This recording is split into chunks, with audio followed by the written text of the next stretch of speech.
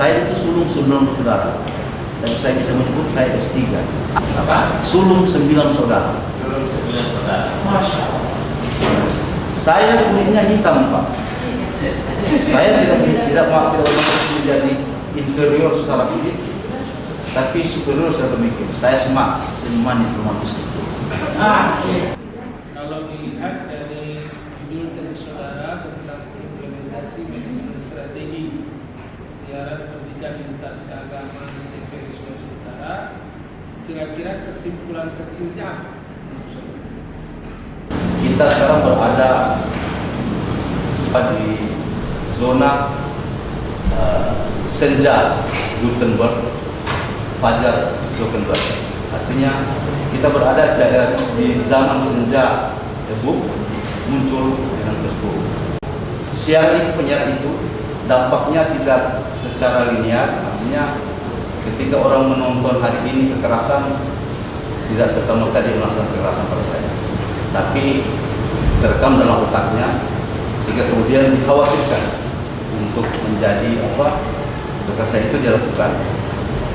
Saya bukan seorang bija dalam bahasa Jawa, artinya guru, tapi setidaknya kita harus berpikir bagaimana kemudian siaran pendidikan itu dapat memberikan inspirasi, mencerahkan dan mencerdaskan.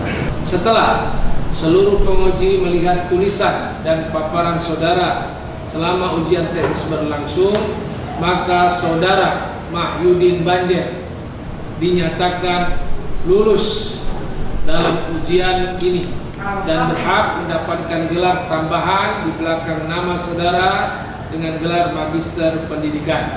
Saya sapa dengan hormat Mahyudin Banjer MPD. What's up, Assalamualaikum warahmatullahi wabarakatuh. Kita bisa duduk dengan Direktur Pasca Sarjana IAIN Manado, satu kesempatan yang luar biasa. Terima kasih banyak Pak sebelumnya. Sekarang kita sedang bersama Bapak Dr. Nasruddin Yusuf MAG.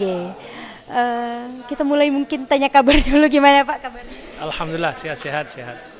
Alhamdulillah. Nah, hari ini kan kita sedang di ruangan untuk ujian tesis akhir. Tadi Bila dapat banyak juga pelajaran ketika menonton gimana para penguji menanyakan ke para penelitinya. Nah Pak, kemudian ada satu pertanyaan yang sangat menarik perhatian tadi, bahwa ada kendala sebenarnya walaupun kita ingin melakukan dan menyiarkan hal-hal baik, tapi ada kendalanya gimana kalau pengikut kita cuma sedikit, gimana lantas impact dampak positifnya itu akan tersebar kemana kalau tidak ada yang menonton. Nah, maka itu dia yang menjadi pertanyaan saya juga Pak kembali, bahwa lantas kita harus bagaimana strateginya agar pesan-pesan baik itu bisa sampai ke masyarakat luas dan bisa kena dan bisa ada dampak yang memang terjadi. Gitu. Sebenarnya itu kan terima kasih dulu sebelumnya ya. Sebenarnya itu kan yang ingin dibahas dalam tesis yang tadi kita bahas tentang strateginya itu. Strategi itu adalah dari mana bisa menaikkan rating itu, ya kan. Saya melihat dari tulisan tesis yang dituliskan oleh Pak Mahyudin Banjer tadi itu sudah bagus karena sudah meliput dari sumber daya SDM yang bagus, kemudian secara alatnya juga bagus, tempatnya juga bagus. Sekarang pertanyaannya di mana letak ininya?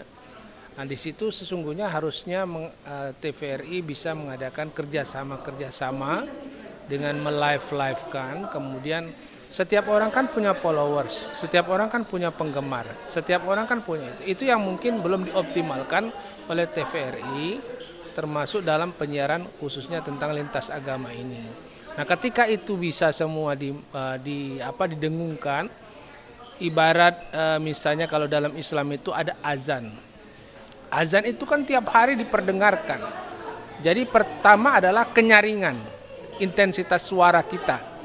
Intensitas suara kita banyak atau tidak? Sering atau tidak? Iya kan gitu.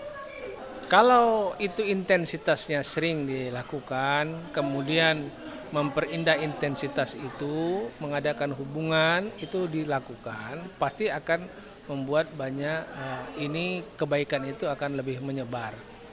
Nah, akan lebih spektrumnya akan lebih tinggi. Saya kira itu adalah salah satunya bagaimana kita menaikkan rating atau menaikkan jumlah orang yang bisa menyaksikan ini. Barang yang baik itu sesungguhnya baik, intan yang bagus itu dalam sekali, tetapi kalau tidak digali ya tetap menjadi tanah yang tidak berguna kan gitu. Saya kira itu. Jadi tetap harus ada usaha. Intinya usaha dan kita tidak berhenti, baru coba sekali langsung berhenti. Jadi nah Pak, kemudian kiranya bagaimana agar orang-orang yang sudah tahu sebenarnya ilmunya untuk gimana sih ini pesan sampai, oh kita harus gini. Tapi ada juga kan yang cuma tahu ilmu tapi tidak benar-benar mengimplementasikannya gitu Pak. Itu gimana Pak? Ya ilmu itu memang harusnya diimplementasikan. Kita mengetahui keperluan pengetahuan itu adalah untuk spread, untuk kita berikan kepada orang lain pengetahuan itu. Nah itu dimulai dari idealisme yang ada dalam diri. Jadi orang bisa memberikan atau men-share ilmunya kalau ada idealisme dalam diri. Idealisme itu bisa dua, idealisme yang sifatnya memang dorongan sosial, atau kemudian dorongan ekonomi. Kalau dorongannya ekonomi, pasti nanti kalau tidak ada faktor ekonomi, kita tidak akan bisa sampai ke situ. Tapi kalau ada dorongan sosial, maka pesan itu tanpa ada ekonomi pun pasti bisa berjalan, itu pesan-pesan itu.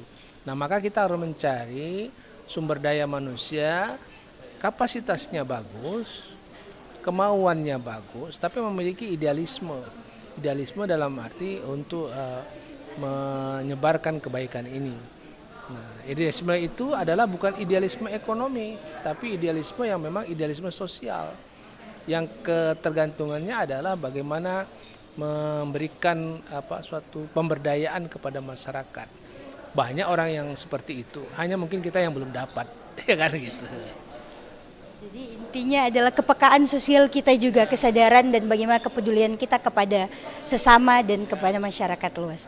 Nah mungkin Pak, terakhir Bapak kan juga sebagai Direktur Pasca Sarjana yang ada di IAIN Manado, mungkin ada pesan-pesan Pak untuk yang Bapak ingin sampaikan untuk mahasiswa-mahasiswa yang ada di IAIN Manado agar bagaimana mereka sebenarnya harus ke depan setelah menyelesaikan pendidikan.